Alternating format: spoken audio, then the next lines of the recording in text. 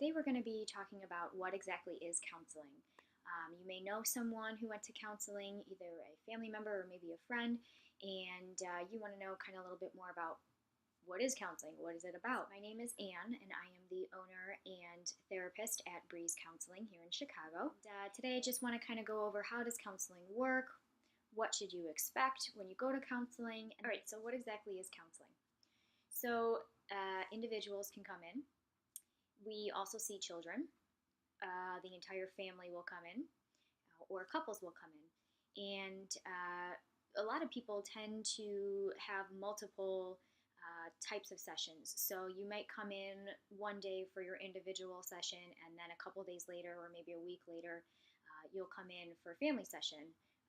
Or maybe you bring your children in for individual, and then you come in for a couple session. So there's a lot of people who like to use multiple sessions for various things. Now, I think a lot of people think that counseling is you come in and you throw your feet up on the couch, and the counselor sits behind you with their notepad, and you analyze dreams.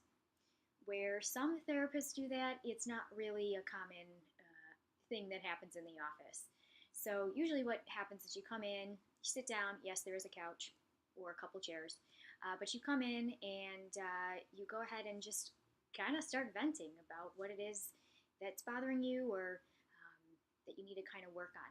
Sometimes you come in and you're working on stuff that you worked on last week, and sometimes you'll come in and you'll have brand new things to talk about. But regardless, it's usually a 60-minute session where you're just kind of talking with the therapist. The good news is the therapist has to keep things pretty confidential. Big word basically means what you say in the office is safe and it stays there. Now, the only time that a therapist will have to break that confidentiality is if you bring up harm, right? So if you are planning on harming yourself, harming someone else, or if someone else is harming you, we have to legally break that confidentiality and notify the authorities, unfortunately. But other than that, whatever stays in that office, or whatever said in that office stays in that office. Okay, so let's kind of talk about a little bit about what to expect when you come in. So when you come in for your first visit, it's usually called an initial evaluation. So you're going to come in, you're going to fill out paperwork, or maybe they emailed you paperwork and you have it already. But in any case, bring in your paperwork. Then usually if you're going to use insurance, you're also going to want to make sure you bring in your insurance card, and they'll pretty much get started. Now, some therapists are going to go ahead and have a predetermined list of questions that they're going to ask you. Some therapists are kind of going to be a little more open, so they're not going to have those questions to ask you. Basically, it's an initial evaluation. We're trying to find out what's going on. We're looking at symptoms. We're looking at support systems. And at the end of the day, we're kind of determining together as the therapist and the client what exactly are your goals and what are you here to work on. So that's your initial evaluation. Any visit after that is kind of just another visit. It's just that. You are not going to kind of go through a predetermined list of questions. You're not going to go through an evaluation process. You're just going to kind of jump in where you left off from your last appointment.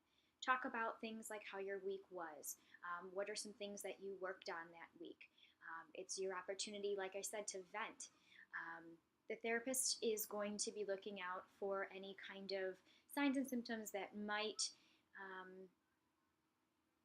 be kind of a mental health diagnosis, but most people come in just because it's a life adjustment, and some things are going on. So just because you walk into an office, it doesn't mean that you're going to go ahead and have a mental health diagnosis slapped onto your name and in your file.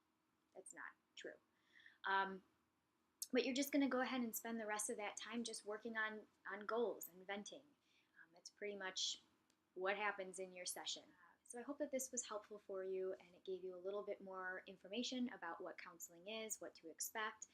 I hope I was able to answer some common questions that come up.